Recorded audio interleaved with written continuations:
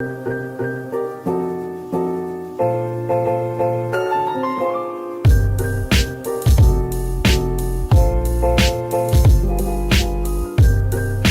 how did it all start? Like when you were a kid, did you have like inspiration? You were gonna ask me this. Was it like somebody in your family? Was it like a celebrity, someone famous? My grandfather, my dad's dad, he does art. Yeah. But it was honestly, do you remember like TVO Kids? Oh, like Art Attack? Yes. Art Yeah, I know Attack. you're talking about. Art Attack is what got me. I was like, oh yeah. Yeah, like, I love that show. Yeah. I love that show growing Art up. Attack. I don't know. Like, that's honestly like, I never think about it, but that's honestly like a big. That's like a real Canadian throwback. Yeah. Like not a lot of people remember that shit. Yeah. And you know what's sad? What? I think that guy died of a heart attack. So it's like, damn. What the heck? But Art Attack is mostly a painting and stuff. So you were probably into painting when you were a kid. Honestly? Or no. just drawing. Sketching. Yeah, like drawing. I never touched paint till I moved to Mary's. I used to go to Pickering High, but not even at Pickering High. Yeah. Like, because I didn't do art, because I had so many friends. And, like, you know what? Like, in grade 9 and 10, you just take courses you know your friends will take. Yeah. Well, is it in grade 9? Is there electives? I haven't been in high school. I think you get like 1, and then art. grade 10 you get 2. Yeah. Right? So what did you take? You took visual art, obviously. I took art in grade 9. And then in grade 10, I was like, off for art, because none of my friends were in art. So I was like, whatever. And then I moved to Mary's, and then I was alone again. So I was like, okay, I got to take things that I actually like. Yeah, because then it's like you really want to get into stuff that you want, not necessarily like what your friends are doing. Because then that's when you start to see, or you start to make friends that are outside of your original friend group with the same interests as you. Yeah, right? That's how I made friends with like Anna. Oh, word. Yeah. Oh, because I forgot you Anna moved schools. I was pretty sad. Like, honestly, I think Mary's like really like kind of pushed that saying to me of like, you know, things that may seem the worst in that moment, like can literally be the best like thing later on. You know what I mean? Yeah. How so? Because I made like so many new friends that like had the same interests as me because I took art. Yeah. And then like that school, I found like maybe people will disagree with me, but like it was like all the teachers and stuff, they actually cared about you. Yeah, for sure. You know what I mean? Like they actually checked in on you. Like it was a good environment. Yeah, in my old school, like you would have a class with the teacher, and literally, like if you saw them in the halls, they wouldn't even like recognize you sometimes. Yeah, they're like, oh, fuck this kid. Yeah, but at Mary's, they're like, hi, see you like third period. And yeah, I'm like, yeah. Oh yeah, see you third period. Like, you know what I mean? So art was definitely like your favorite class, right? What do you use as inspiration? Really? Okay. I'm curious. Inspiration. I think it's like, for me, it's literally like things I'm looking at. Yeah. Like I was literally like on the toilet. I was on the toilet and I saw this, like, I have these like jars in my bathroom, right? And there was like shells in one jar, and I started like making pictures in my head with the shells. Word. Like I was seeing things, kind of like how people look at clouds and they're like, oh, you know, I see a dragon. I was like looking at it, and I literally saw a dragon in a jar for a second, and I was like, I need to do this. And like sometimes the image or the idea will stay in my head for months, and then like I don't know, something like comes in me, and I was like, I can do it. And yeah. I feel like those type of moments are so important for a creative, because like even for me, randomly I'll be okay. So I had this story. I was getting like a cardiologist check. Sorry, I love when you say that. Like I was binging your videos. It's like I have this story. All right, so like, so I had like this there's this like curtain. So you know when you're in the hospital, they have like the curtains and shit. Yeah. I was lying down on my side. Why were you in the hospital? They were talking like about hospital? Or? Yeah, it was a hospital, but I was getting like a test. Oh, you're okay? No, I'm good. Okay. But I was getting like so they had the curtain. Yeah. And I was looking at the thing. They were doing an ultrasound on me. So it was taking maybe like 30 minutes plus. It takes so long. So long. Yeah. So I was looking at the curtain and I'm like, I don't know if this was me freaking hallucinating or if it was just me like really, really bored. But I started to see like faces, images, just in like random pattern. You see that blanket right there? Turn around right there. Yeah. It was something like that. Okay. But it's so weird where you see images. Like I make images out of things that aren't supposed to be. Yeah. And I feel like a lot of artists have that. Do you think the same? Yeah, I do. That's exactly how it or it's something like inspirational, as in like a saying that turns into an image. Word. Yeah, you know yeah, what yeah. I mean? That's dope. How did you come up with like wanting to do theories? Theory. Oh, yo, honestly, like I know it's not just theories, but like, you know what I mean? like conspiracy. Yeah. For me, it was just always something interest? I was interested in all the time. Just even just thinking outside the box, like trying to make something out of something small. Yeah. Even though it didn't mean that, what if we dive deeper and it means something like this? That's why I love art so much, because you can really do that with everything. Yeah, it's nice. What I get inspiration from also is like other entertainment industries, like other arts. Like, you know what I mean? It's like, yeah, I like to do art, but like maybe a music video will like inspire me, or like even like a vlog or like a podcast. Word. Like, yeah, if I hear like a certain word or like something like, or a certain idea they're talking about, it starts like creating an image in my head. So do you look more in the past or the present? Past? More And in I the could past. say way too much in the past, you know? Yeah, way too much in the I past. get stuck sometimes. Like, so how far in the past are we talking? Like 2000s? Are we talking about like it doesn't matter. freaking Like, Leonardo da Vinci era? Like whenever I was born. Like, Yeah, okay. My past, you know what I mean? I feel like that's what everyone too, right? Even just like rappers, singers, whoever, we always look at our childhood. Yeah. Right?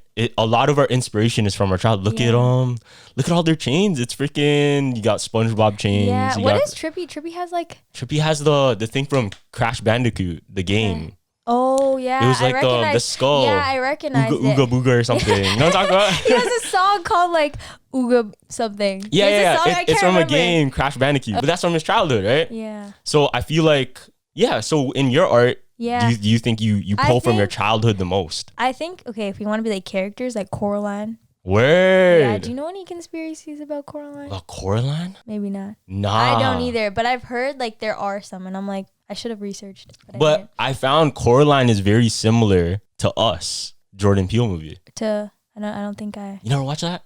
Oh, it's a Jordan Peele. You know Jordan Peele did Get Out? Oh yeah. Yeah, and he made another movie called Us, and pretty much what it's about. Is it scary? It's a little bit. It's like creepy tone, you know. But it's like there's versions of themselves, like clones. Oh no, I did watch that. You watched that, right? I did watch that. It had something to do with rabbits. Yeah. Yeah, you know what I'm talking about. Yeah, I know what you're talking about. I watched that. That was scary, but I liked it. But I feel like the ending wasn't satisfying for me for some reason. Oh, did you catch like the hidden meaning in it though? So you said, tell me. So it was kind of like a hidden detail. If you notice in the movie Us, when they're listening to the music, they were like, okay, snap on beat with me. Remember the mom was telling the son, like, okay, like this, right? So I don't remember it. This feels like, when did it come out? 2018, something like that. I have horrible memory, but continue. Yeah, but anyways, at the end of the movie, we find out that the mom was the kid that got switched. So she was actually the clone. She was the person who was not the clone was out though, no? Because they traded places when they were kids. Yeah, it was at like, she went through like this like haunted house. Yeah. Yeah. And then she saw someone that looked just like her. Yeah. So in a mirror. The clone choked her, and then that's why the other woman was like, she couldn't talk properly. She's like, yeah, you know what I mean? Yeah. And that's the reason why the son. So supposedly the son is also the same too, because if you saw the clone of the son, he was always wearing a mask. Yeah, I remember. He was like an oddball. Yeah. And so both of them were really I think they're called the Unsullied or whatever. No, they're called the clones. I can't remember. You know, this is a side note. Yeah. You know when you like learn a new word and you just like use it for everything? Yeah. I don't know. That was so. No, that shit used to happen a lot when I was in elementary school. Especially as a young kid. Yeah. Yeah, I used to work, like, my mom's a teacher and I used to work for her. Like, a kid will learn a new word, and one of them was like they learn the word disgusting. So everything, like, that's disgusting. Like, be eating their food and they're enjoying it, but they're like, disgusting. And I'm like, okay. That's like their favorite word now. Because I think when we were kids, whenever a word would come up on a TV show, whether it be like Sweet Life or like Hannah Montana. Sweet Life. Right? Yeah. The word would come up, and then all of a sudden you hear it everywhere because everybody saw the same episode that day. Yeah. Right? Yeah. For me, that was like Phineas and Ferb, I feel like. Okay. So going back to like inspiration and shit, right? Do you ever look at like Picasso or like Leonardo or these Michelangelo? Honestly, I look at this artist named, I think his name's Marc Chagall. I could be wrong. Yeah. But is it more modern or? No. It's like an older artist. Yeah. For sure. Oh, I also like, what's his name? It starts with the M. Monet. Yeah. Yeah, I like him too. He's good. Yeah. So do you ever like take inspiration from them, or do you think it's too much of a pedestal that you don't want to like steal? Yeah, for me it's like too much of a pedestal, and like for me it's like basically when you get inspired by other artists, it's like you're kind of somewhat taking their style and making it your own. But I used to copy like color palettes. That's where I palettes, like basically feel like a shoes, like colorways kind of. Yeah, like I think the artist I like, Marc Chagall, he worked with like a lot of like dark blues, dark reds, and then like used white as like highlighting, so it would like be like a streak, and it would just be like mesmerizing to me. That's my favorite thing about art, is like highlighting. My favorite thing about art is just like diving into the inspiration or the meaning behind something. Behind the painting. Because like if you look at a painting, not only did they have that idea of the painting, they had a story attached to it, whether it had been like a moment that they remembered, or someone they remembered, right? Yeah. So I have a theory for you. Okay. So you ever heard about the Mona Lisa theory? I feel like I've heard theories about her. You heard like theories about it? But tell me, because I don't know. Okay. So there's a theory that the Mona Lisa isn't actually a painting of a woman. It's a painting of a man. Oh, I've heard that. You heard of that? If you look too long or something, that like she looks like a guy or something. No. Listen. So it's a painting of Leonardo da Vinci's friend and supposed lover. But he kept it a secret. He kept it a secret. Yeah. So they did like infrared. Whoa. Yeah, they did like infrared scans of Leonardo's work painting his friend Salai. Right? Okay. That's his friend, supposedly. So they look like twins, basically, but one's a girl, one's a boy. So he painted. Salai would always dress as a woman, like for fun. For fun, he would dress as a woman. So supposedly, those paintings of Salai before, they look very similar to the Mona Lisa. I'll put it up both. I would say, like, as someone who likes to do art, that's definitely a believable theory. Right? Because, like, when I, like, I'm exposing myself now. But whenever I had, like, a crush or something, like, my pieces, whether it was on purpose or not on purpose, would look somewhat like my crush. Or, like, I'd use, like, certain birthmarks or, like, beauty spots on their face. I'd put them in. But like, that's dope though, because it's like it's a little piece of you. It's a little piece of like your mental. Yeah. You know what I mean? And everyone says that when they look at like my portraits and stuff, they're like they say like it's someone I know. It looks like my mom, or it looks like my dad, or my friend. And sometimes it's not on purpose. Like you're naturally inspired. Like that's why it's easier for me to draw people I know. Like I drew Sophia the other day, and you replied back to that. That was dope. It was easy for me. Like it was quick because like I have my own images of her in my head. I'm not just that makes sense. At the picture, yeah, you know what I mean. Whereas it's way harder for me when I don't know the person. Yeah, that's true. Because like when you see someone so often, then you really take in like the fine details you wouldn't notice as if like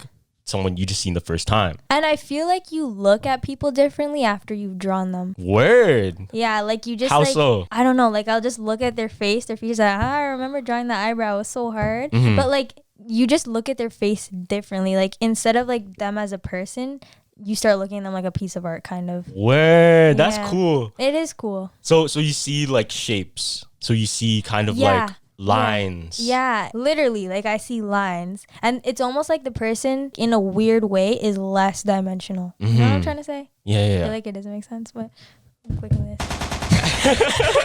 Sorry. This one. I'm sorry. See, what I really like about you, you think in that way. You think like a creative, because that's kind of a rare trait to see. Like, okay, I think of everything in my field. I mean, because for me, when I just have a regular conversation, I study like speech. I study speech because obviously I gotta run the podcast. So I tend to see like voice patterns, what works with their voice, or like for example, just their train of thought. Like, okay, they're into this type of thing, maybe they'll go down into this line if they like this type of interest. It's kind of like learning people. That's what I really love. Yeah, like, and there's more and more like depth the more you go into it, you know what I mean? Yeah. Also, another thing is like all artists really like support each other. Like a singer might like be so into art, like a lot of singers buy so much art, or like artists like love music and they listen to music when they're painting, like we kind of all kind of grow off and feed off of each other, because it's an appreciation of just the work in general. Yeah. And even like a podcast, like, you know, you could be listening to it while doing art, and you know, you get inspired by what they're talking about. Yeah. I noticed you talk, like a lot of your podcasts talked about ghosts and stuff. Yeah. I was gonna talk about ghosts, but I was like, you have a ghost story right now? I have so many ghost stories. No way. But okay, like, I gotta hear some. Then. Let's hear it. I feel like ever since I was like a little kid. Ever since you were a little kid, you saw ghosts? Yeah. But like also I've always lived like behind a forest, like ever since I was a kid. Like I don't know, sometimes, you know, when you can like feel there's energy, like you just I know you mean you get the eerie feeling, or like dark energy, because it's the same as like happy energy, like when you go into a club, you get a vibe. Okay, there's like obviously good spirits and bad spirits, yeah, but like when it's a good spirit or like a familiar spirit, like okay, you know tarot cards, everyone knows it's like a kind of like a trend now, but like I've been reading them since I was like a younger kid. You've been reading them? Yeah, ever since I was like 9. You know how to do it? Yeah, I do it for like a lot of my friends. Oh shit, can you do it for me? Do you have no money? No, that would have been cool. That would have been dope. Next time. Yeah, but I feel like because I'm like, I don't know if I'm religious or like it's like faith, I always believe it's like you're asking higher beings and whoever you follow. You see, you feel a spiritual connection. Yeah. So let me tell you what happened. One time I was doing a reading. Yeah. For someone who has like bad energy. Really? And they're not like, I'm not saying it's wrong to not be religious, but like they were like kind of dissing like anyone who believes in like a higher being. Yeah. Oh shit. So yeah, they were like, oh, like F that, F whatever, like no. And I was like, okay. And they're like, can you do a reading for me though? And I was like they were like, I'm bored, like let's just do a reading. And I was like, I don't know if I want to like do a reading for someone who, you know, is like doesn't believe in other like beings or presences. And I had like a bad feeling, and that person got it right away. Yeah, and that person just didn't have the best energy to be around all the time. Okay, yeah. But I don't know, I did it, but I was like nervous, and like usually I like pray before the reading or something, or like I light a candle. Like you hear all those things and you think people are just being extra, or like it's just a part of the commercialism of like readings and stuff, but there's like meaning behind all that. You're supposed to do it. Yeah, you're supposed to. And I had bad energy the entire time, and I just felt like there was literally like just like a heavy cloud above us, and I was like, hey, this is weird, right? Yeah. You know how everyone says like 3 a.m. is like the witching hour? Yeah. You know what I'm talking about? So after that reading, I had a really bad feeling, like a really weird feeling. And I woke up at 3 a.m. Then I went back to bed, and I felt like I was being woken. Like it felt like, you know, when you like get out of your sleep and you're just like if you're just like irritable or something. Yeah. No, it felt like my eyes just like was like, whoa. Like I felt like I was like, oh, like someone woke me up. Yeah. And I was feeling like really weird. And I was like, okay, I have a really strange feeling. And I just went to bed with the lights on. And I was like holding my rosary, and I was like, please, like, you know? So I went back to bed. Yeah. And then at 6 a.m. I like woke up, and like I saw the person I did a reading for was calling me, and I was like, oh weird. And I picked up, and the person was like crying their eyeballs out. Whoa. And they were like, oh, like Sasha, my back's like burning, da da da da. And I was like didn't believe her. I was like, that's weird. And she's like, I literally feel, you know, like something's up, like there's something definitely wrong. And her parents came in the room and took a picture of her back. Yeah. And she had like big like and there's no way she did it herself. There's no way. Like the way it was, like there's no way she did it herself. And like I was really freaked out. And I was like, hey, like, you know, I had a bad feeling. Oh, yeah. She said she was like walking past her like shelf. Yeah. Like her family shelf. You know how there's like people have them in their house of like trophies and stuff. And like each was personalized. So like one was for her dad, one was for her mom, one was for her. Yeah. And all the stuff on her shelf like fell off. No, are you serious? Like, bro, this is not it. Like, and the parents were like, hey, yeah, this is messed up. Like, this is weird. What the fuck? And like every night for like 2.5 weeks, I was waking up every day at 3 a.m. like between 3 a.m. and like 18 a.m. and like I just know the time. Like I was just like so afraid, and I just feel like really like strange, like and one time like I felt like someone was like behind me like whispering, and like I was trying to turn my head, but it felt like someone was like not letting me turn my head, like was holding my head down. What the fuck? Yeah, I have a couple stories like that. Damn. So okay, were you always like a medium, or you could do these things? You could feel these things? I'm a medium. I definitely feel like there's a lot of spirits and energy like around all the time. You're very spiritually aware. Yeah. Yeah, whether I want to be or not. When my grandfather passed away, I was also woken up a lot. Yeah. But not like that stark-eyed, like, oh my God. Like, it was like a peaceful, like, someone woke me up. Like and a calming like, I could thing. feel like, yeah, someone was there. But like, sometimes it's just not one of those nice waking up pleasant. Yeah. So was that like the first spiritual or kind of experience you had? Like a first episode like that? No. The first one was like me and my best friend. She's also very religious. Not Sophia. Hi, Sophia. Not Sophia. Sophia. But no, it's another Sophia. Actually, her name's Sophia too. But like basically, she moved to this new house. Yeah. And it's really creepy. Like, it's just really creepy. Like, even if you weren't spiritually, like... It just looks scary. It just looks weird. Like, it's just weird. It's one of those. Yeah, it's one of those houses. And, like, she moved to, like, BC for a bit. And, like, she has 2 little brothers. Yeah. And I used to go, like, see them a lot. I would be babysitting them all the time. But I'd have, like, really weird feelings in that house, and I get so sleepy like whenever I was there, but not like because I it was like a shift and I woke up too early or I went to bed too late. Like, it wasn't like that. It was just like instantly when I went there, I felt like super weak and like just like whoa, like, so you had like your energy drained type thing? Like drained, and basically so like this was like 2 times into babysitting them. I had a dream about babysitting, but it was 2 girls and they happened to be the same ages as the 2 boys. Whoa. And they looked similar. And it was like the mom looked exactly the same, but they didn't have the same name. And the house layout was exactly the same. What happened was the older brother kept telling me the house was haunted.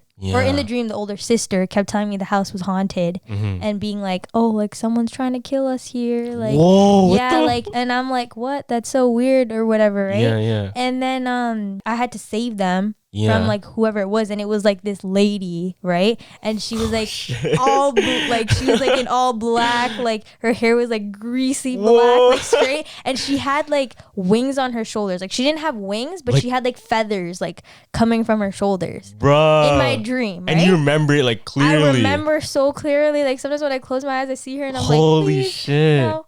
But yeah, so basically I had that dream, right? Yeah. And ever since I had like an eerie feeling about that house and everything, like, but I didn't connect the 2 yet. Like I didn't connect my dream to like the boys. Oh, and, so like, you just thought, oh, it's just like a nightmare. Like, that's a nightmare. Yeah. I was like, that's scary. And then one night, maybe like a week after or so, my friend called me really early because I woke up again out of my sleep at like 3 a.m. ish. I woke up and I was like, I had a really strange feeling. And then I texted my friend Sophia and she's like, oh, I'm awake. I'm going to call you. And I was like, okay. And she called me and she's like, bro, like the weirdest shit just happened. And I was like, what happened? And she was like, I literally saw the little boy, like her little brother, like the covers being like pulled off of him. Yeah. And he had said, he was telling her like, oh, there's this lady who bothers me and she has black long hair. What the fuck? And like feathers. Like, nah, are you serious? I was like, what the heck? What the hell? Yeah. And he told, and he's little. He's like, he was 3 at the time. Yeah. So it's not like he was making it up. And he had told her that like she knows Sasha. He was like, oh, she's friends with Sasha. And I was like, no, are you serious? Yeah. I was like, what the heck? Yeah. They, and like things kept happening, like more things. I can't even remember. There was like a lot happening for like 2 months, and then they ended up moving from that house because it was just like too much. Like so many things were happening. So it was like real. Like they know that's paranormal shit happening at that house. Fuck that, and they left. They knew. Yeah. Damn. Yeah, and you know when like I don't know if you've seen like haunted movies and stuff, it's always like when there's a ghost, like the whole family's mood is just negative and everyone's fighting and there's always problems happening. Like that's what was going on in that house. Really? So like the vibe of the family, it was just going. And like she would always tell me that the boy was always drawn to the back windows. Like he'd always just be around there and just like literally just like laying on it and like when I would babysit, I realized like we all would always just want to look at the window. Like we just stare at the window and just look out. Holy like I and I was one time I was like brushing his teeth like at where the back window was, and I was like not concentrating and like heard him, and I was like, oh my god, like, I just had a weird feeling about that house. Did you ever find out the story of it? No. Because you can look down into the records of the homeowners before, or even look into like old newspapers of shit that might have happened. That's crazy. Where was it? Where was this? Oh, like deep Ajax, the woody part of Ajax, like very like where the houses are like very separate from each other. So it's an old ass house. It was an old house. Yo, do you think there's a connection of dreams and just like, do you think dreams hold like kind of like an entrance to a different dimension? Yeah. I feel like for me, dreams are such a big thing. Like they're such a big deal. Like, yeah, I feel like another dimension, and I feel like, you know what's weird what people say? This is like a side note, but you know how people always say like people you see in your dreams are someone you've had to seen before. You know what? That's kind of true. Do you believe that? I think that there's some truth to that, because like how would you create a face that is nobody? You know what I mean? Yeah. You would have to create it from similarities of people you've seen before. Even when I like, going back to art, like when I draw people, it's like a mixture of a whole bunch of people I know. If it's like someone's like, oh, draw a person from your head, I'm like, okay, but it's literally probably like a mix up of people I know. Because it's subconscious, right? Because our subconscious, it's gonna remember shit that we wouldn't even like think about. Yeah. And it's just there. It's just in the back of our head. So bam, it just shows up in your dream one day. Right? Yeah. So when we were kids, and we would have like a nightmare, or just even in media in general, every time somebody talks about a dream, they're always like, oh, don't worry, it's just a dream. It's just a dream. Yeah. But really, what is a dream? You know what I mean? I know. Where does it come from? Where does it come from? And like, who's putting them there? Yeah. Because I don't believe in like, I guess that's me as someone who creates and like you create. I always believe there's like a creator for every single thing. Like, for sure. Like, which is 100%. Why I feel like I'm so faithful. Like, me too. Because I know this is proof there's a creator. Like everything here is proof there's a creator. We're proof. Do you know any theories about like why he created us? Why he created us? Yeah. I don't know. Cause like someone told me it's because he was lonely. Like he was just lonely and he was like, I need. Really? Yeah. Damn. Yeah. It's so hard to know, cause like we won't even find out. Because if we're talking about God himself. Well, if you believe in afterlife, because I think you and Sophia talked about this, I feel like he'll like tell you everything when you get up there. You think so? Yeah. Like I feel like everything is just out in the open and he like shares everything. But in my opinion, I don't know if we could ever be on his level. Oh no. You know what I mean? I don't think it's gonna be, because what if we. So you think when you get to like heaven per se, or like whatever it is, you don't think you still don't see him? No, I think we come in his presence, but it's still not going to be on the level of we'll know everything. I feel like it will forever be a mystery, because I think in my this is my perspective what heaven is. I think the afterlife, or what heaven is up to us, and it becomes our experience on earth. So whatever experience we had on earth, whether it be good or bad, right? So let's say you're evil.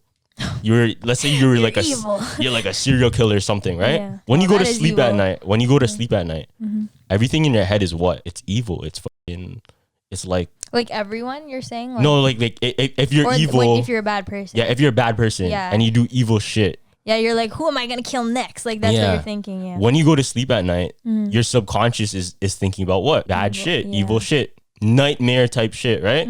Now if you live a really happy life, you live like your life now is peaceful, paradise, everything is positive. I feel like that is kind of a push into that heaven sense. You know what I mean? So I think whether this is just my thinking, right? This is I don't want to say this is true, whatever. Okay. Because obviously we'll never know. Yeah. But I personally think when we go to heaven, it becomes whatever we lived. It becomes the best of what we lived. So experiences. So you're saying if you're a bad person, you go to down there because you've experienced bad shit, or because you've been involved in that. So you're saying that, like, because I heard that, you know, when you're down there, I don't like saying H-E-double. Yeah. But yeah, like when you're down there, you relive the like sin or the bad thing that you did. You live it like over and over again, like the same thing. What if the afterlife is like a dream? What if it's like a never ending, like you're just dream state, sleeping for like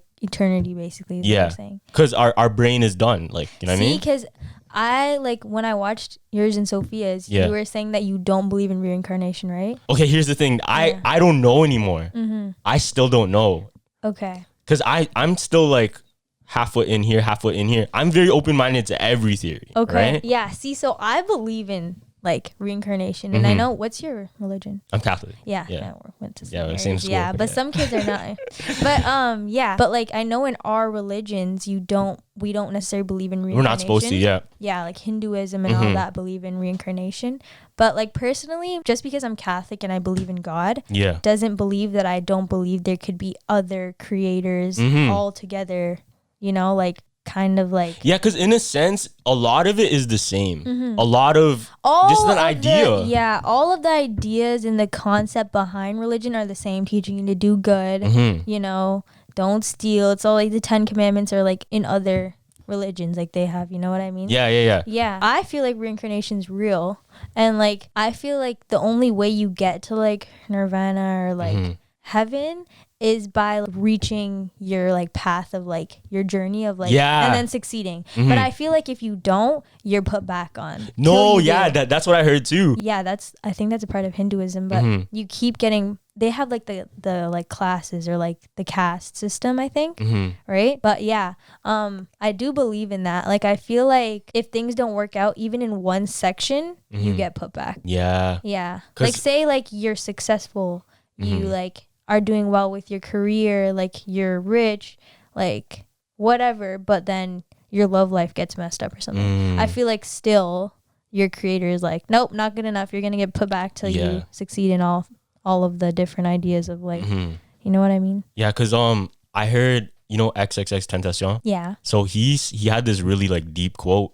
He said, someone asked him like, what do you think happens after death? Right? And X was huge on spiritual shit. Yeah, I love him personally. I know there's like controversy about him and like things he's done. Yeah. But I like him. Yeah, he was very spiritually aware. And he said this quote, he was like, he thinks there is a heaven, but if you didn't get it right, you do it again. Yeah. You didn't do it right. Yeah, that's what I believe too. I think he had like a vlog thing about just like his ideas on life. Yeah. Oh, I should have brought my journal here. But like, I like wrote down the things he was saying. And it was crazy because as I was writing at the very end, he was like, I hope you were writing this down in your journal. And I was like, you're writing it. I am, man. Yeah. But he was talking about different things like succeeding in like career or manifestation. Maybe you watch the same thing as me. Maybe. The video. Yeah, he was talking about manifestation a lot and the importance of believing in yourself. And like how life's a game. Like you choose your character. Literally, you can do whatever you want. 100%. Yeah. Because really, if you take it in, everybody kind of starts on the same level, right? Not like, okay, we don't really start on the same level as the position we're put in because we don't know where we grow up. Yeah. You know what I mean? We don't know where we grow up. But we all have the same type of life. Like we have a life. And with life, we decide to take on different purposes, right? We can see, okay, I'm interested in this. Maybe I'll go down this path. Maybe I'm interested in this. I'll go down this path. But really, none of us were given our set goal. It's like, it's up to you. It's up to you. What do you want to do? Yeah. It's your game. It's your life. You get to choose what do you want to do. Yeah. Right? Literally, it's literally a game. Like you choose exactly what you want. While you were talking, I was thinking what you were saying. My head went into a whole bunch of other like little things. Yeah. I don't know. I was just thinking to do all these things, you need to have like a lot of confidence in yourself, right? So I was gonna ask you, like, how'd you have the confidence to like, you know, start and just be like, I'm not stopping whether or not I'm failing right now or not. Having the confidence? Yeah. Yo, it really just starts with yourself. You know what I mean? I think it was Sun Tzu. You know who Sun Tzu is? He was really like familiar. He wrote The Art of War. The Art of War. It was like an ancient Chinese text, right? Okay. The Art of War, people in the military still study this to this day. Wow. Still to this day, right? And one of his quotes was like, if you know yourself and you know the enemy, then you will never lose. And I feel like that quote is so true. Yeah. Is because you really need to know yourself to be true in whatever you do. And you're talking about the enemy in yourself? The enemy as in whatever. Like the world. Your enemy is literally the obstacles that come in front of you. Any boundaries, anything that stops you from doing what you want to do is an enemy, right? Okay. So it doesn't have to be a person. It doesn't have to be, it could be like a roadblock. Yeah. Right? That's the enemy because you're in my way from accomplishing what I want to do. So really, you need to know yourself first. Like, and I feel like a lot of people, they're not true with themselves to where like they think they kind of lie to themselves. They lie to themselves in a point where I think I can do this better than this, or I I don't know how to say it without being rude, you know what I mean? Yeah. But like you have to think about what are you really, really good at, and you're truly good at. No matter what anybody else says, I believe in myself because of this. And once you have a grasp of that, that's when the true confidence comes. Because then you're like, okay, fuck you, I know everything. You're not waiting on other people to believe in you. You believe in yourself, and that's all you need. Like, that's all you need. That's all you need. Because if your fuel is other people's kind of agreement, then that shit isn't forever. This right here, this is forever. Your self-confidence, your own forever, ego is yourself. People come and go. You're staying here forever. You're here with yourself. You're the whole journey, whether or not you like it or not, so you might as well like it, you know. But I was thinking too about like people who are like in the industry or like creative minds and stuff. And it's like, for me, sometimes I think about it and it's sad how people who are like, not bad people, but people who like are not the best. They get high and they get so many like followings, like, because I always think about how amazing it is that you got so many like followers and you're a good person. He's a good person to follow. It just makes me happy because I know you're a genuine person. And like I feel like a lot of people who watch podcasts and things are like, everyone in general is not trying to be alone. Like that's like a human's worst fear is like loneliness, and like failure and all of that. For a reason, like why I watch podcasts, or I like ASMR, so like the reason why I watch these things is because like it's like when I'm alone or like I can't sleep, it's nice to feel like other people are there. Like it's like a white noise thing. Like I feel like a lot of people watch podcasts as white noise. It's very comforting, and it's like company in a way. Like you feel like you're with them. So it's nice that like people like your followers, hi guys, like have you to like kind of like be around them all the time, you know what I mean? Because for me as a kid growing up, or like whenever I was having a bad day or I was going through things, I'd like sit down and watch my favorite YouTuber or something like that, and like I genuinely had a love for them, like, you know, or I liked them a lot, and I'd enjoy it and be like, it's almost like spending time with them. It's they become your role models, right? You're like, you know, like you would think of your following, like, or the people who like view you as like your friends, kind of like like I'm so aware of the camera because like I'm like thinking of it as the people who watch you, like instead of like the screen. I'm like, because there's people there watching, there's people there listening, and some things I say, whether it be like the good, I really hope they take the good shit out of what I say. You know what I mean? Because I know I say some dumb shit, like just for entertainment, but I try and leave as much of a good impact on my following as I can. I mean, if there's a little bit of like inspiration I can give to them, anything they might need, anything that I think is very valuable to them, I'm gonna leave it out here for them. I'm gonna leave it out here for them so they can succeed too. I feel like as like anyone who's in entertainment, the reason why we're in entertainment or the arts is like literally like if someone says like, what's your passion, it's not art. Or like for you, like maybe I'm wrong, but I'm pretty sure it's probably the same for you. It's not podcasts and talking, it's connecting with as many people as possible. So the passion is actually people. You know what I mean? You know what? I think that's like so true. But I feel like if you're not like a legit artist or a legit like any entertainer or influencer, like if you don't actually care about people, you're a false one. Like, you know what I mean? Like, but I feel like most artists or anyone, if you talk to them, like even if they're not aware that their passion is people, I feel like it's people. Like deep down inside. Deep down, because you're just trying to connect with as many people as possible. You know what I mean? You're trying to share your story to them. Because like I have like stage fright. Like I hate presentations. So when you asked me like, did you want to be on the podcast? I was like, no. But then I thought about it again and I was like, you can connect with like so many people because you have like such a good following. I was like, you know, I can like reach out to many people as possible. And that's what I think is so important, because I want to give people that platform. You know what I mean? And like I could say things that I would want to share and like get out there, you know what I mean? But I am afraid I'm gonna get bullied, so please don't bully me. Going back to the confidence thing, like you just have to take those shots. About that. That's why I asked you, because I feel like where I lack is like ego. Like I have way too much ego to the point where it's like it stops me from doing things because I'm so afraid of like people like not liking me. So it stops me from like pushing myself. Like even with the NFTs, I'm like not pushing myself because I'm like, what if someone's like, why is this even like, why does she think she can even post that? Here's the thing, like if you have such an ego, there's good ego and there's bad ego, right? You agree? So when you have an ego that restricts you from doing what you want to do, that's the bad ego. That's like the toxic one. You have to change. Yeah. Because it's good to have that confidence ego, right?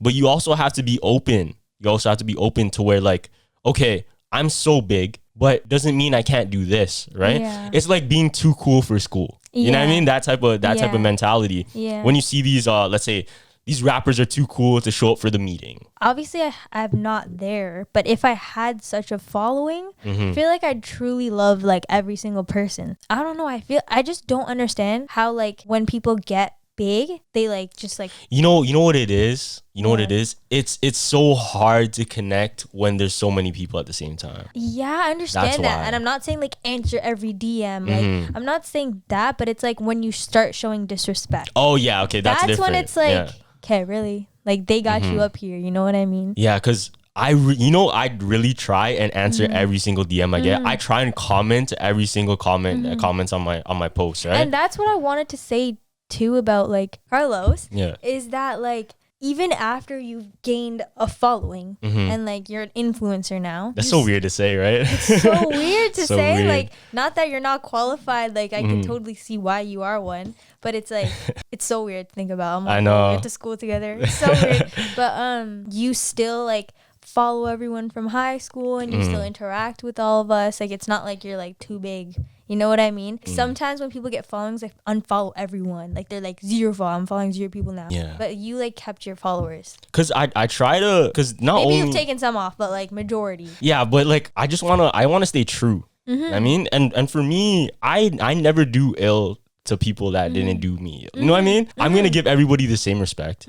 I'm still the same Carlos I went to high school. It's just like I have different things now. Yeah. Right? I still have the same heart. My heart hasn't changed. Yeah, that's what I feel like people who are like that should get pushed higher and higher. You know what I mean? Because you're falling, you're probably going to teach them the same, like, you know, like from your heart. Because if you want to see a change or if you want to see more of that, then you got to do it yourself and you got to spread that message. And even these big like rappers that get such a bad name, or you're like, you see their mug shots or whatever, like even them, they love their like followers. Like they're like, some of them will go back to their hometown and like throw cash out of their cars or like give them all, like I don't remember who it was. I think it was Lil Baby. Yeah. Maybe not. Maybe I'm wrong. But like one of them, like, yeah, he only wears his clothes once, but he goes to his like hometown and he gives them all the new stuff. Word, so like when that's you go, good. so when you go to his like neighborhood, they're all wearing like No way. Gucci and like that's sick. Yeah. Because it's important to just remember where you came from. Yeah. Because that's what made you. And like if you think about it, like you gotta love them because they love you. Like they love you. Like that's why they watch you or they support you, is because like they're just a fan of your personality and like your spirit. So it's like, you know what I mean? Yeah, that's what I love too. Because I feel like podcasting is kind of the best where I can get that. You know what I mean? Because I can really. I'm not really selling anything besides my personality. All it is just my personality. Like whatever topics come with it, it's just my personality, my opinion on shit. Yeah. And if people fuck with it, that means so much. You know what I mean? Sorry, I'm thinking of what you're saying, but but part of me is like posture, like because my posture is so horrible, guys. Yeah, no, exactly. So props to you and your personality. You know? Thank you.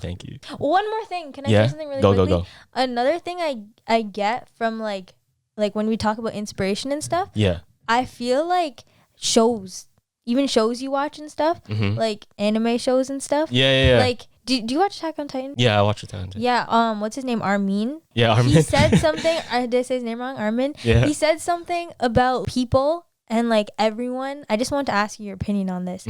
Everyone is about self-preservation in the end. So even good people or people who do things for others, in the end, it's about self-preservation. It's for themselves. Yeah, like doing things for good people or doing things for people makes you feel good. No, that's true. So I'm wondering... I'm like confused because I'm like, is that true or is it not true? No, because look, it is true, but it's good though. Yeah. Because I see it as good. Because look, people have their crutch. You know what I mean? Whether it be good or bad, everybody has their own type of crutch, and it kind of goes hand in hand with like their interests, their hobbies, right? So let's say Floyd Mayweather, his crutch is training, like he loves training. Yeah. So if your crutch is helping others, then it's good. If you get that sense of like, I get all this pleasure, so it's not a negative thing. It's not a negative thing as long as it's for the greater good. Yeah, because I was confused. I was like I was like contradicting myself because I like doing things that make people feel good. But it makes you feel good. Yeah, it makes me feel so good. But I'm like, is it wrong because of like what Nah, Armin said? I don't think so. Okay.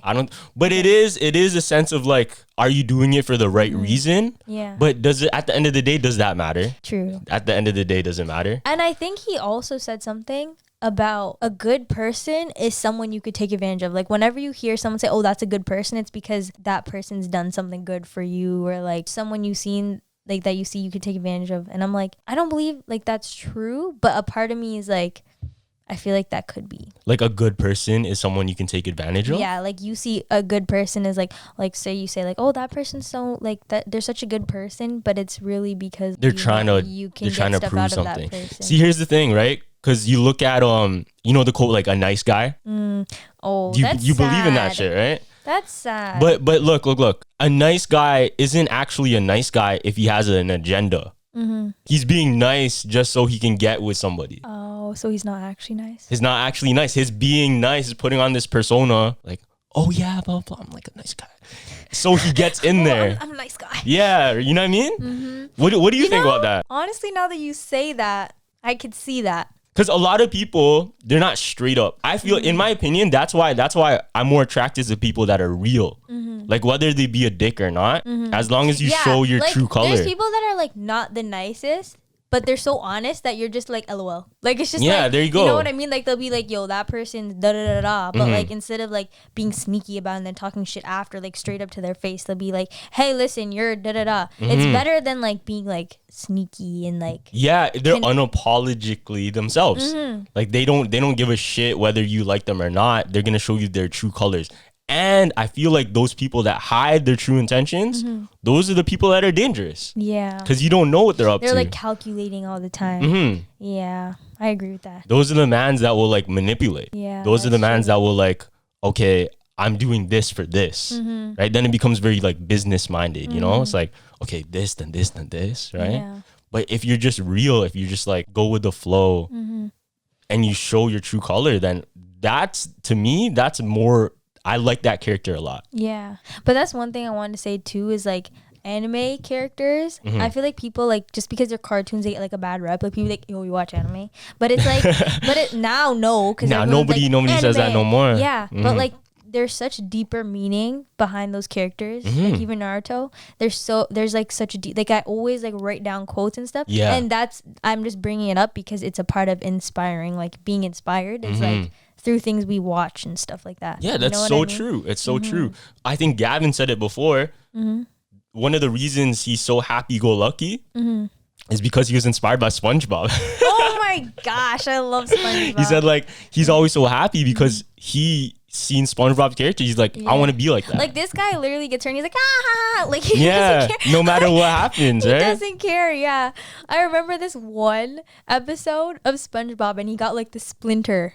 Oh, and yeah, it was getting worse and worse, and he'd still be like, gotta flip my Krabby Patties. Like, and I was like, this guy, he's the greatest. Like, because, you know, most people would be like, oh, like, my life's over. Like, I can't, like, I'm not doing this. Like, any excuse, like, you know, to get out of things. Yeah. But SpongeBob doesn't care. He doesn't give a shit. He doesn't care. So I could see that. And that's a really good, like, character trait, too. You can take that mentality, and then, like, if you're put in a situation you don't want to be in, let's say work.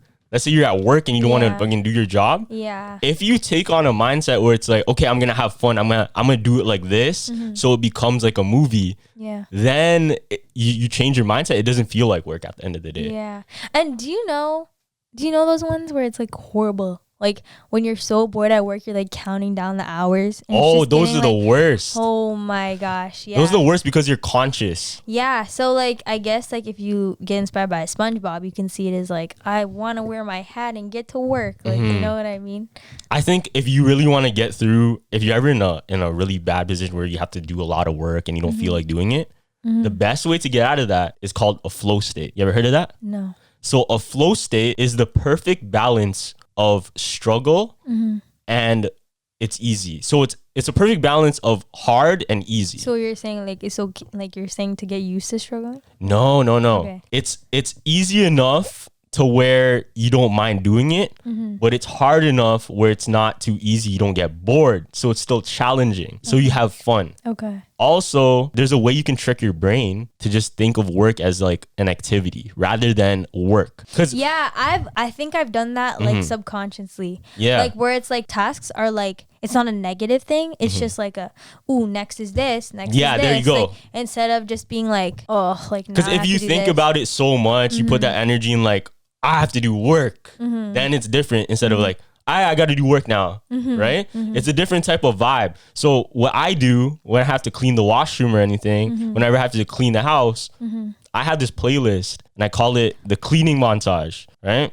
See, yeah, you have that too? Music, no, it's not called the cleaning montage. But like it's usually cleaning montage. Yeah. But it's usually like an album. I like, you know, Young Nudie. Yeah. Like Young Nudie, like one album would just get me through it. Like just the beat or something, it like makes me go quicker or something like that. Yeah. You know what I mean? So my playlist is a bunch of songs. It's not necessarily like the songs I'm really into.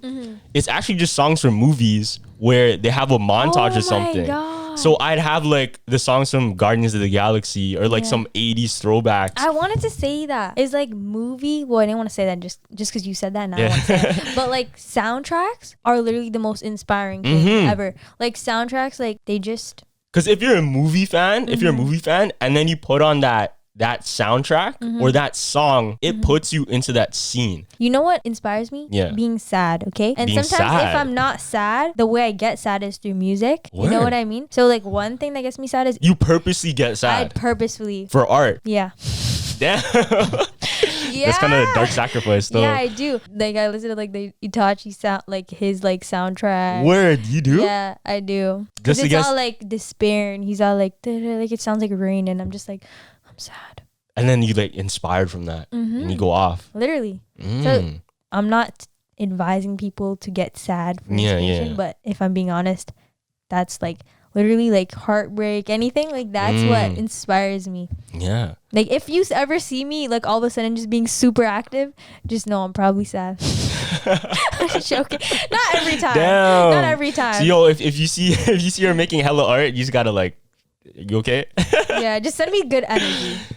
Send me some nice energy. Word. Because a lot of people like that, even actors. Yeah. Because I think, Heath Ledger, he was the Joker, right? Oh, okay. When he played the Joker, he passed away, right? Yeah. That's why I was like, shit, I didn't remember his name. Yeah. So he went on this whole kind of like, he did method acting. Okay. Where he would take on the whole mentality of that character he was going to portray. And he went on this whole binge of like going insane. He turned himself insane because of that character. And by the end of it, he died of like drug abuse. That's why I feel like I can never get into something like that because I feel like I want to take the role so much, like get attached. That's what I'm wondering. Like all these little kids in like scary movies, like horror movies, I'm like, I know it's a movie and I know they're acting, but like sometimes I'm like, does it affect them? Like, does it scar them? Because the guy that played it, he said after he was done filming that shit, he would have nightmares of Pennywise, of the clown for like months. Yeah, and I was gonna say like even the kid from Home Alone, Kevin. Yeah. He's Macaulay not. Culkin. Yeah, like not just Home Alone. Like he's done so many.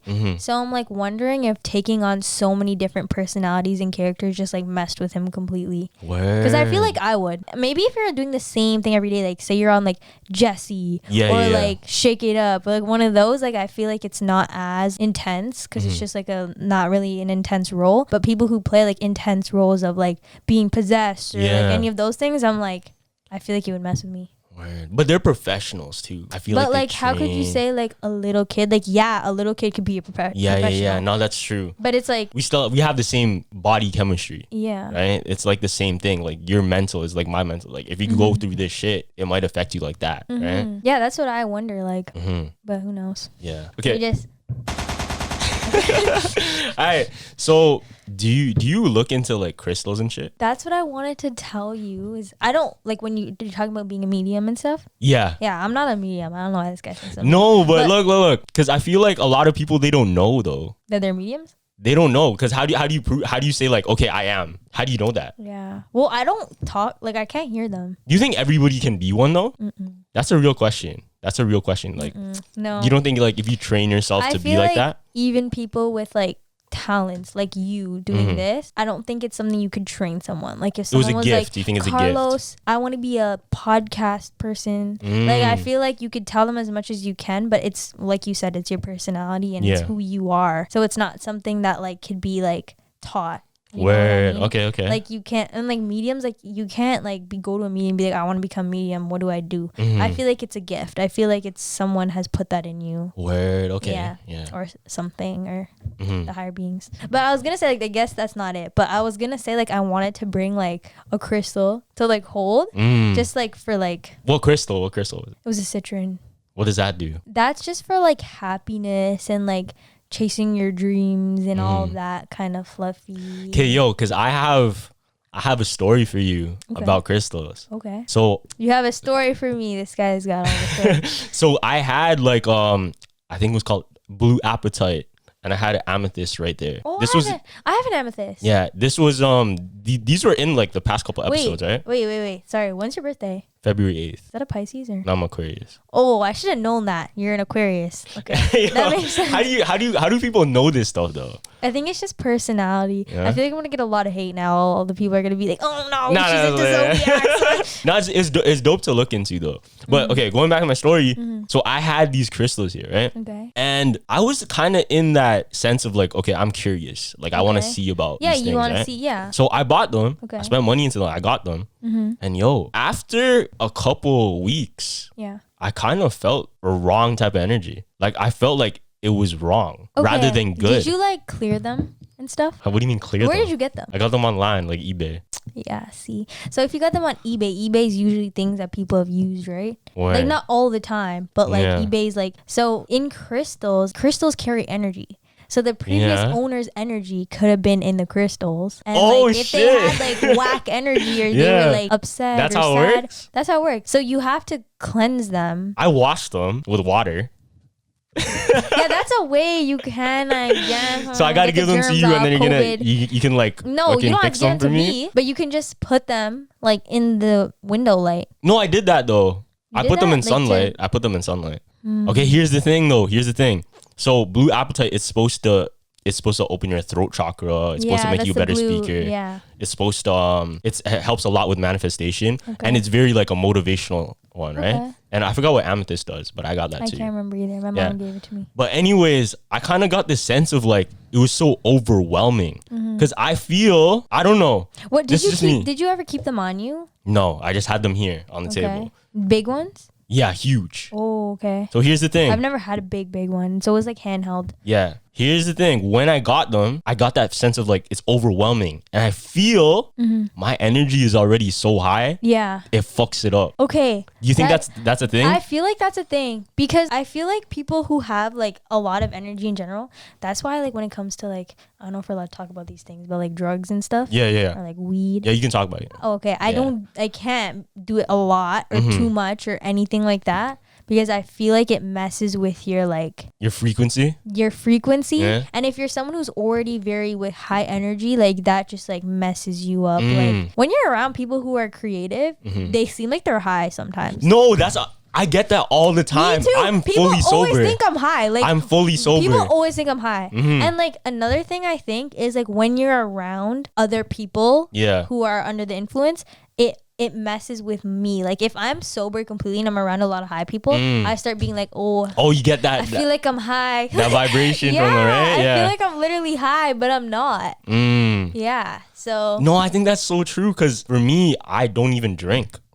I don't smoke. I don't drink. Like I don't drink. I can't. Yeah. I can't drink. Yeah. And people think like, he's such a like, I think weird. Yeah. So people think, he's high. Yeah. He comes on the podcast, he's like fried. Or like, when nah. you go to like parties and stuff, people are like, yeah, you're high. And you're like, I am sober as hell right now. So I feel that. Okay, sorry. Going back to like the crystals and shit. Yeah. I don't think that was for me because I wanted to try. I was so open to doing it. I've definitely had too much energy from crystals before. Really? Yeah. That's a thing? Yeah. I feel like it is. I don't know if it's a thing, but I've definitely like certain crystals. I'm like, oh, I can't. Because for me, I took them out. I'm like, I'm done. I don't want. And you felt better? Because I didn't feel like myself anymore. That was just weird. I feel like I've never had a big crystal, so I feel like they held even more energy. Like I feel like you have to do way more than just put in the sunlight. Word. Maybe I'm wrong. Okay. There's also something called like grounding crystals. So you like put them in the dirt because they came from like their minerals, right? Yeah. So they came from like the down, like. So you have to do something like so different? You put them back where they belong, basically. So you put them in the dirt and they like absorb. Like, have you heard that it's good for us to like take our shoes off and our socks and stand grounding, in the dirt? grounding. So it's like, I do that actually. Do you? I try to, but I don't have patience, so I start like fidgeting and stuff. Yo, I have a technique for you. Take your 2 fingers like this. Okay. And then touch your sole, like the bottom of your foot. Bottom of my foot. Okay. Right in the middle. Right now? Yeah, right now. Okay. And you're grounded. You feel that? Yeah, I do feel that, but I'm like, is it because you told me that, or no, am I actually feeling that? Like, that's a thing. Is it like a pressure point thing? No, I watched this this is like a hippie guy. I found him on YouTube. A hippie guy. Yeah, no, like for real. And he does like a bunch of meditation videos. Okay. And he goes really deep into it. And he said this is one way you can ground yourself without touching the ground. You ground yourself with yourself. Ground yourself with yourself. Okay. So that makes sense. Did like you try give yourself I need to do it again. Should I put like a lot of pressure? Just a little bit. Do you feel it though? I do. I get like a tingling feeling, but in a good way.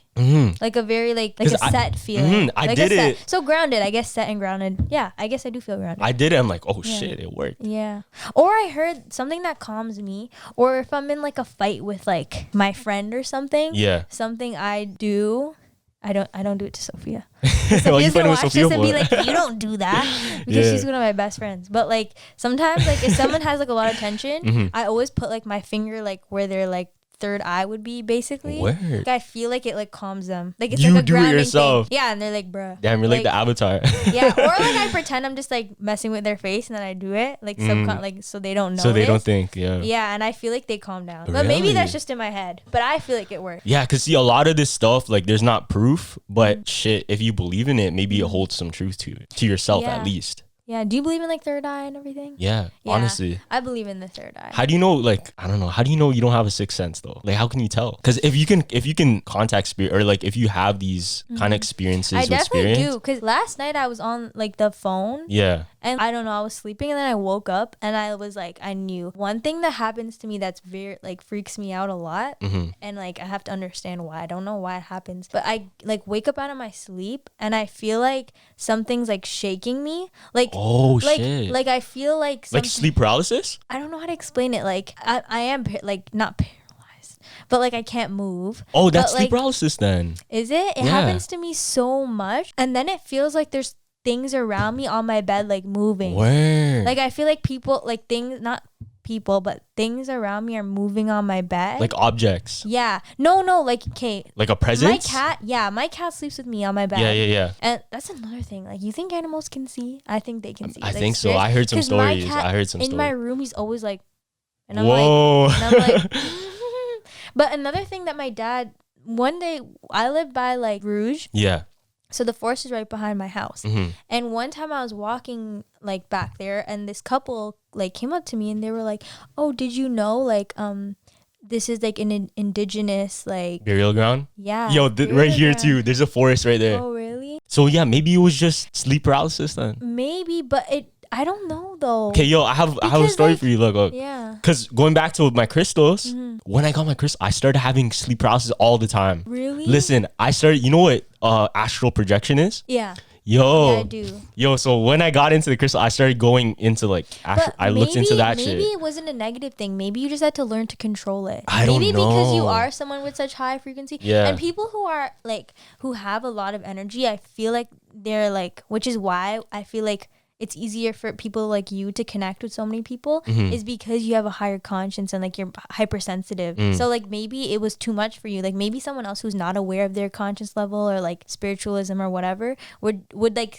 feel it, but they wouldn't care. It wouldn't affect them. But because you're so aware, maybe you were like bothered by it. It doesn't work for me. No, not that it doesn't work for you. It's just you didn't learn to like. Oh, okay. To like control like what you're feeling and stuff. Have you ever tried astral projection before? You know what that is? Okay, I have a friend who's very spiritual and he talks about it like all the time. Yeah. But I've never like, I don't think I've experienced it. Never experienced it? Can you explain to me? So what it is, it's pretty much, it's going into that kind of sleep paralysis type of state and then being conscious outside of your body. Okay. So you know when you have sleep paralysis, you're stuck. Like you can't move, right? So can you see yourself kind of? Not unless you do something. So the trick is if you want to astral project, you fall into that sleep paralysis where you're conscious body sleep. Okay. And then you pretend there's like a rope in front of you. Okay. And you have to like bring yourself out of your body. Okay. So take this in. I did it. This was when I had the crystals here and shit too, right?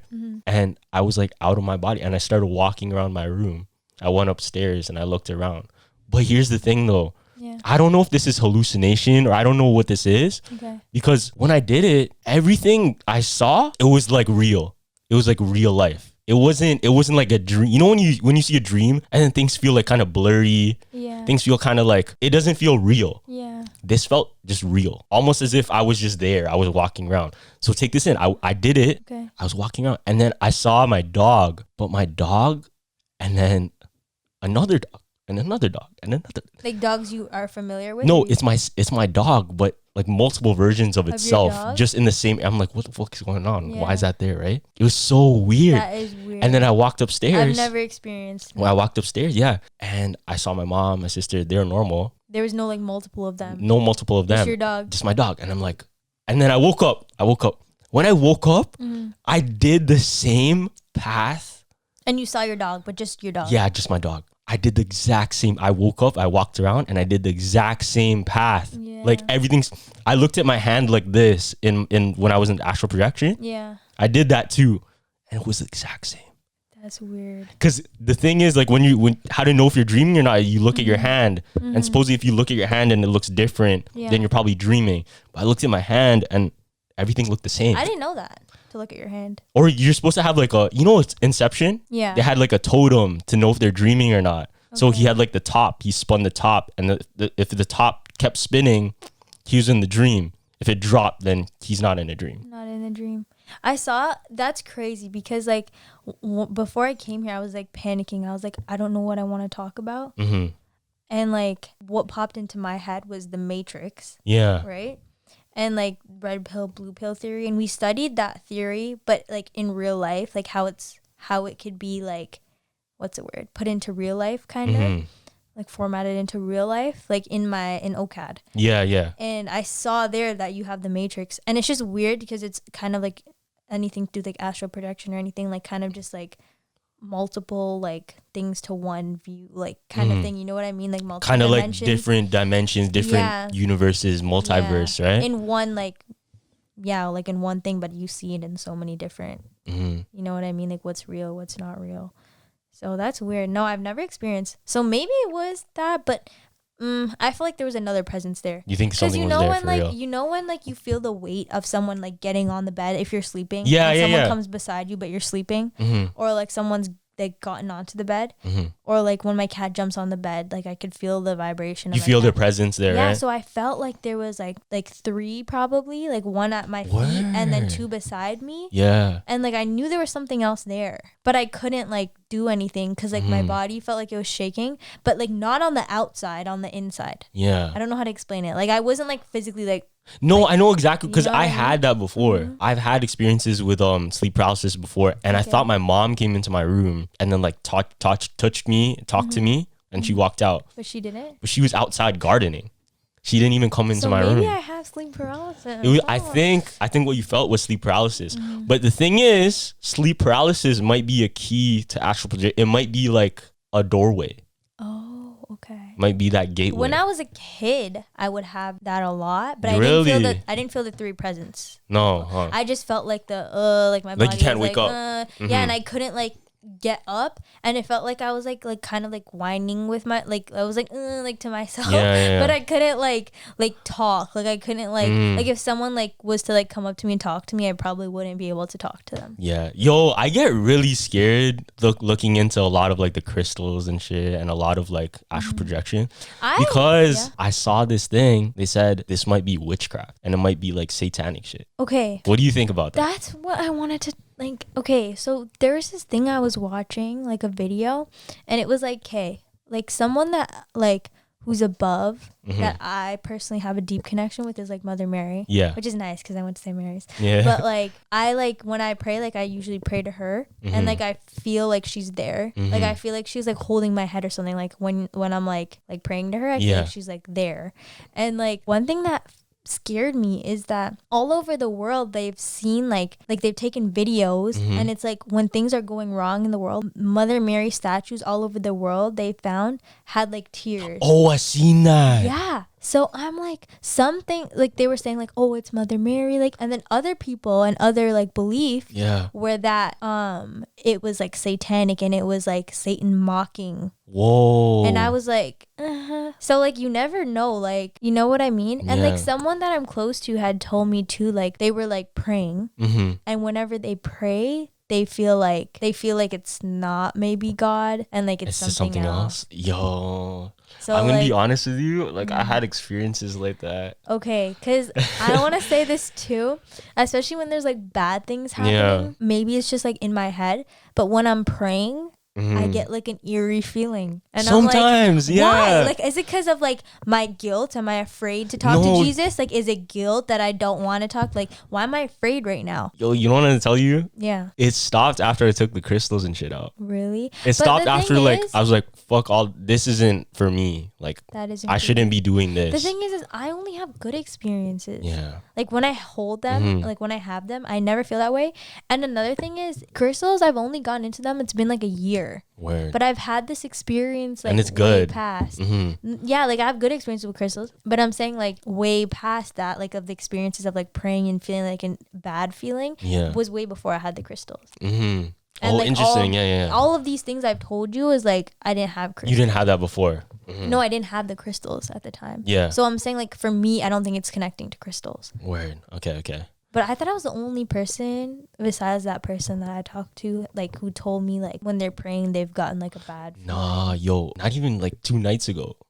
I was praying and it felt like something was. Am I praying to the wrong thing right now? Yeah. Because I felt like I was praying. So why? And then it was like going to the wrong part. So why do we get that? I don't know. I believe, I believe like obviously I believe in heaven. I believe in Jesus, God. Another thing is like people have a hard time understanding who God really is. Yeah. Like Jesus, people feel easier to understand Jesus. Oh, but it's like God, like when I was a kid, I remember like being unfaithful and like crying because I was like, it doesn't make sense. Like, who is God? Like, cause it's confusing. Like Joseph, God, what is like, I realized like I understand like God conceived a child in Mary, and like Joseph is like the father, but he's not the father. So it's just confusing. Like you're like God has always been like such a mystery. Like you're that's like, interesting because for me, I always prayed to God, just the Father. That's who like I prayed for. When I would say like the Our Father, I just felt like I wasn't there. Like it was just like I'm just saying it. But when I say like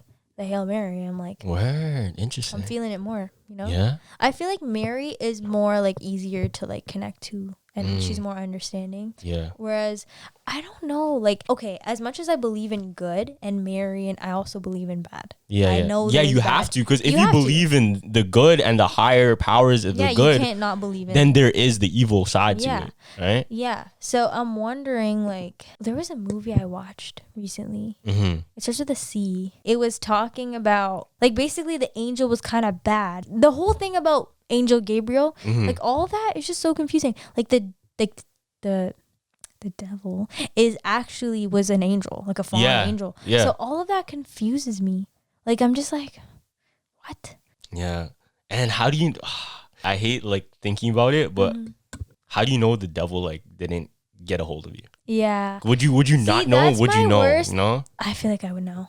But I feel like my worst fears, like besides getting like kidnapped and like failure and all of that, is like being like possessed. Being possessed. It's like my worst fear. I don't think I can ever be possessed. I don't know. Knock on some wood. Yeah. But I don't know. Like that's my worst fear of is like, because you can't be open to it, you know?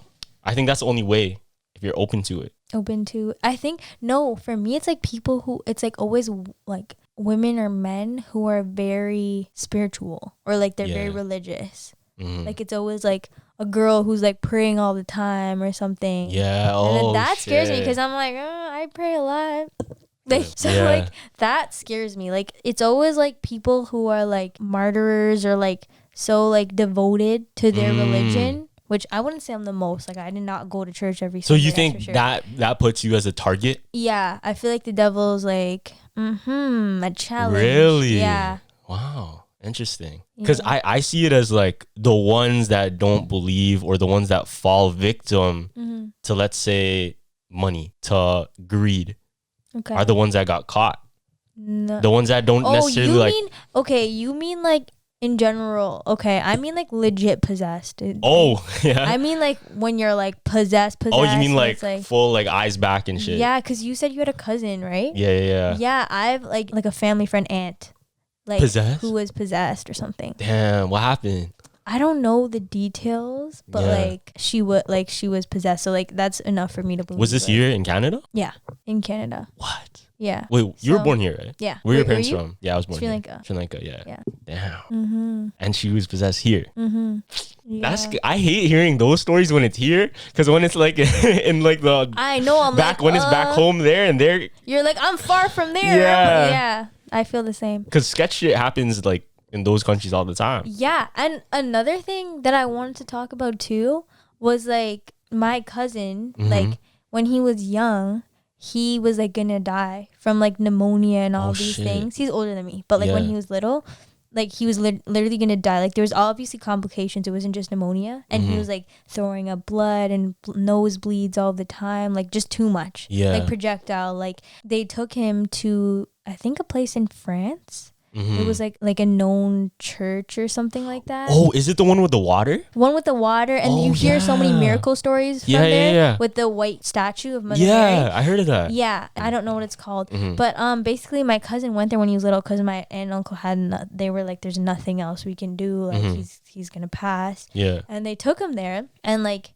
In our language, I think mom means like amma or something like that. It means amma. So basically, like he went up to his mom with like a white box, and like he went up to her and he was like, "Oh, like amma gave me this because Mother Mary is also mom. Like that's how we see her." He's like, shit. "Yeah, like Mother Mary gave this to me." Basically. He just had the box out of nowhere. And he was like 4. Yeah, the box came out of nowhere, and then he was cured. What? Yeah, what was in the box? He's fine now. Nothing. It's just an empty box? Yeah, it's just an empty box. Yo. But you hear a lot of miracle stories about that place. Especially in that place. Yeah. When you hear these stories, then it's like it's proof. You know? Yeah, it makes me believe like there's good and there's bad. Yeah. You know what I mean? And even my experience of like babysitting and this and that, like it's definitely strange. Yeah. Like there is bad too. That's why you gotta be careful of like what you fall into. And that's also what I want to talk about is like reincarnation is like, I guess if you are that bad of a person or not a good person, I guess you don't get reincarnated. Yeah. I feel like they're just like, you're out of here. You don't get another chance. So, but I'm wondering how many times does it take for that to happen? We'll never know though. That's the thing. Yeah. It could have been thousands of years. It could have been 5. Yeah. You don't know, right? You don't know how many lifetimes. Like, okay, do you believe that your soul has been through many different lifetimes? Yeah.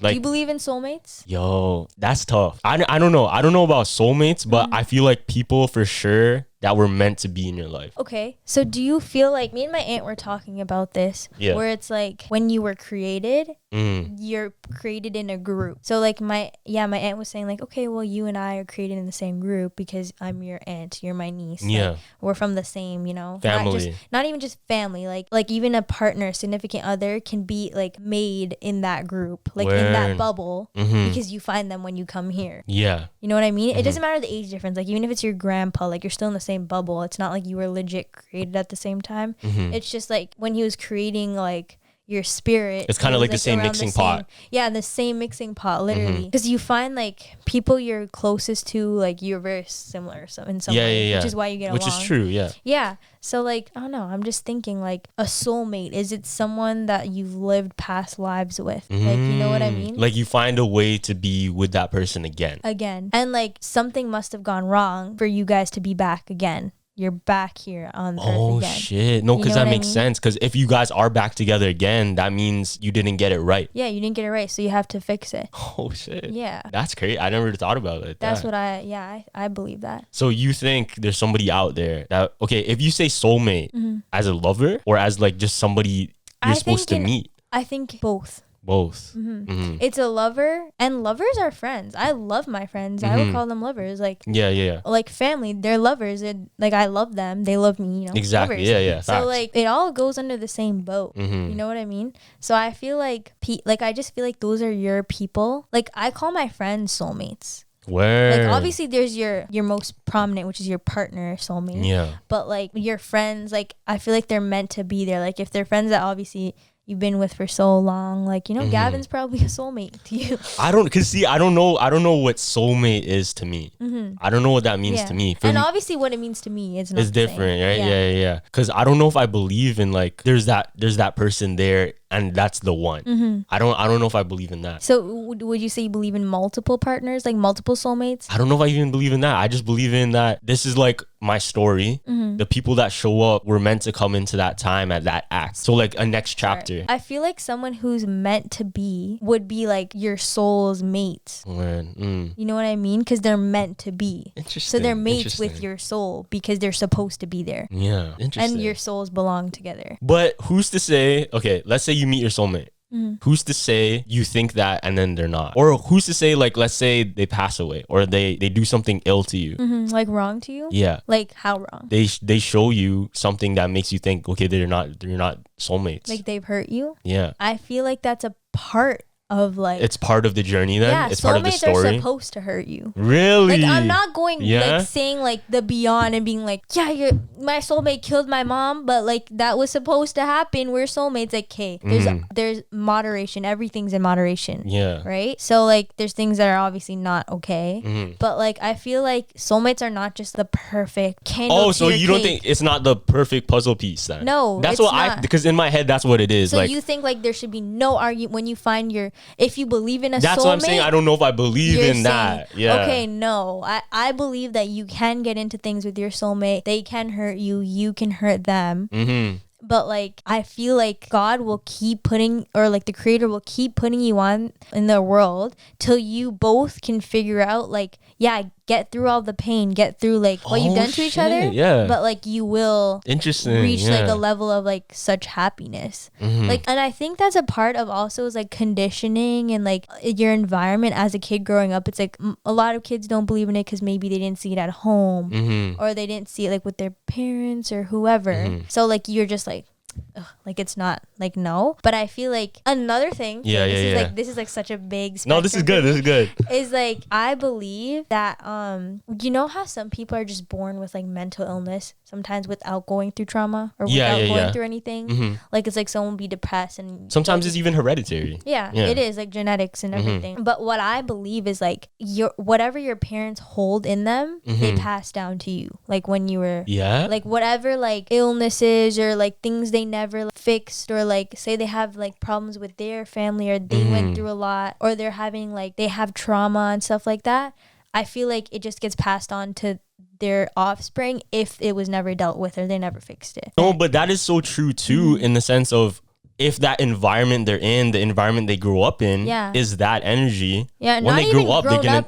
Not even grown up, like when you're in your like mom. When you're like being like, you know, like created in there, and like when you're like growing in there, like say your mom. That's why it's like people say it's so important for the mom not to be stressed out. Like for a pregnant person not to be stressed out, because like you can have effects on the kid, affect your baby, you can damage your child. So it's like it's important. Like so like it's, I feel like that's, I can't even remember like the primary thought of all this conversation. I can't even remember. I don't know why we're going deep. We got to all this, but Yeah. Shit. All right, let's bring it to a happy topic before we cut it off still. Okay. I gotta bring up the mood. Feel Yeah. me? That was pretty deep though. Yeah. Oh, I have something to say. Okay, what do you want to say? It's so funny, like being on like the podcast. Yeah. Podcast is just literally like a hangout. It is. Like, that's with all it is. your viewers. Yeah. And like just talking to you like through this thing is so weird because the conversation seems much more deep and intimate because like it's like a different, you know what I mean? Because you hear it like this. You hear it like this. It's just like whoa. Like, no, you know what? It feels like it's almost of a kind of like a ritual. You know what I mean? Yeah. I don't know how to explain it.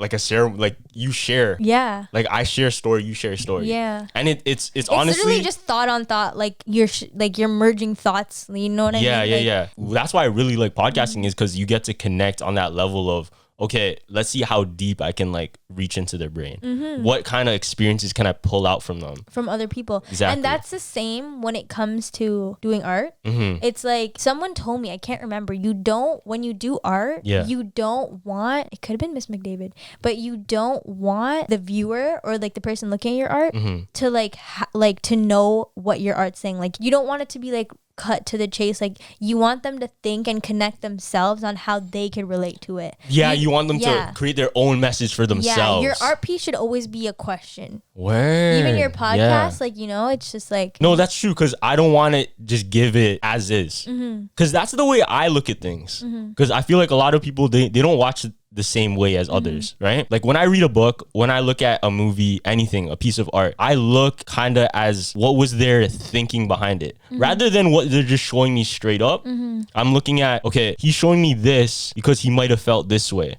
so this might transport into this type of emotion. Yeah. Right? Yeah. And like you can, like I can create something being angry and someone else might look at it and be like, oh, this makes me happy, like I'm getting like happy vibes from this. Exactly. Or like sad or something. And that's what I wanted to say like about your podcast is I noticed like you never like say like as it is, like you never make statements. You always leave each conversation as a question. Like you're always like, I don't know. And like you you know what I mean? Like kind of like hinting at your viewers like, what do you guys? That's what makes it interesting is when you think for yourself. And that's kind of like the movement I kind of want to bring is just think about it. Yeah. Right? Yeah. Don't stay closed-minded, because I feel like those closed-minded people, they see an opinion from somebody. Even if it's an opinion that it doesn't like sit well with them. Yeah. Like at least give it a chance and try to see where they're coming from. Yeah. You know what I mean? Yeah. Because don't just block it off. Because that's that's kind of like my pet peeve. When somebody has an argument with me or like a conversation with me and they say a statement and they don't want to change their mind about it, they're very stubborn. Yeah, that's mine too. That's mine too. Because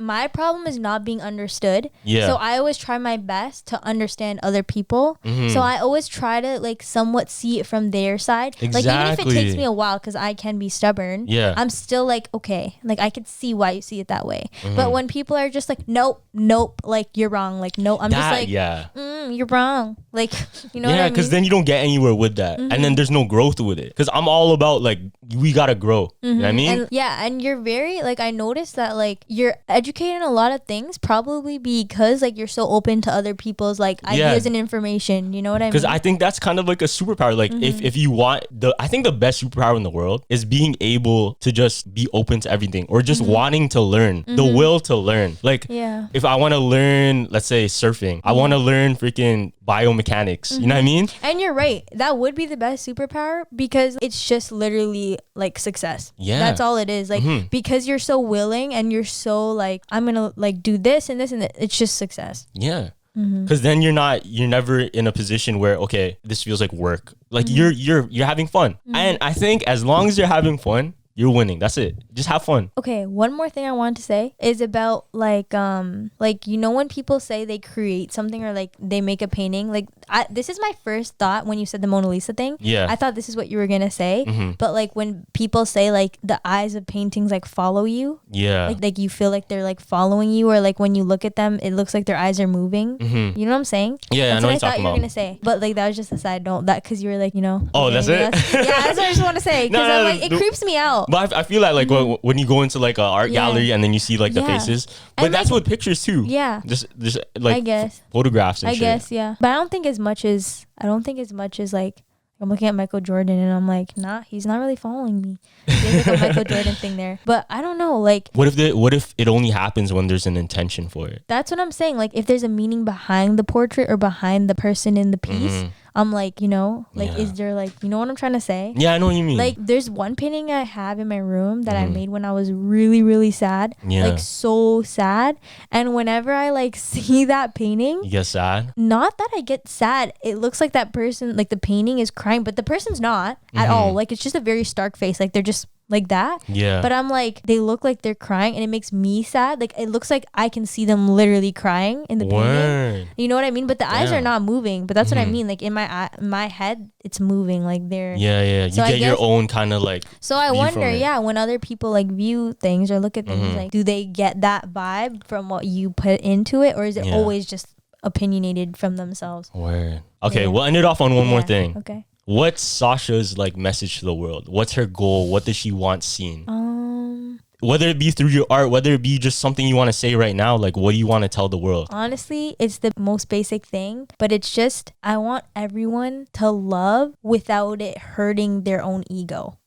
Like, even for me, like, I'll look at like an Instagram model or like just influencers and I'm like, oh, like, she's so pretty, and like my initial thought is always like, oh, why can't I be like that pretty? Or like, it's always insecurity. Like, it's never like, oh, that person's pretty, like, good for them. It's always like, oh, why can't I be that pretty? Like, it fucks with your mindset. Yeah, it's always like, and obviously that person's succeeding and they're happy, so instead of like just us being like happy for people, it's always like, I'm not saying like it's a bad thing and I'm just like, oh, F them, like, I'm not like angry at the influencer. I'm not the type to like be like, you're ugly in the comments like, because I'm insecure. But it's like, I just want to be like happy about it. You want to change their perspective. And I want to change like social media, like in the sense of like, it's literally like when you go on TikTok or Instagram, people literally get off of it so drained because they're just like, I'm not cute, or I'm a failure, or I'm not doing this because they think it's a competition. That's why. And usually all you see is like them on vacation, them with their Rolls Royce, with their chains, like everything out, and you're just like, oh, like, I'm poor, or like you're thinking like negatively, like, oh, I want to be in Jamaica right now. But it's like, you have that power as an influencer. Like, you can show them, like, it's not all about that the money matter. And that like just being so simple, like being in your room filming, you know what I mean? Like, it's a cozy space. But like, you know what I mean? Like, you gotta change your perspective. Like you said, it's literally pick your character. You always have the chance. Because you create your own, right? You create your own story, and then if you fall into like, I want to be like them, then it's no longer your own story. It's trying to replicate their story. So that's when it gets twisted, right? And you can't look at it like that. You got to look at it like, okay, I see the good. I see that. I'm going to use it as fuel, as motivation. Rather than an end goal. Because that's not my end goal. That's just a motivation where I might end up, and you know? This is one more thing is like, I guess my like thing would be is always is like, look at the bigger picture. When it comes to anything, even self-confidence. Like, I'd always look in the mirror and focus on like the thing I hate the most about myself. And what helped me, like, obviously I'm not like the best me yet, but what helps me is to look at myself as a whole. Like, my heart, my spirit, like what I have to offer in that way, like that's so important. Instead of just being like, I hate my unibrow or something like that, because there's so much to you. It's not just one part. Like, there's so much layers you can look at. It's like, all like a collection of things. It's not just one. And then if you look at it like that, instead, when you're feeling shitty about one thing, but don't focus on like one collection. There's so many other things you can think about. Right? And the bigger pictures. Don't let one thing throw off your whole fucking mood. That's what I would say. Like, I feel like don't let your like self-image like take you down, because nobody really cares, like, not to sound like rude, but nobody cares about like what's on the outside, you know what I mean? Like, yes, judgment like is a thing, like, you know what I mean? Like, looking at someone and being like, they dress nice, like,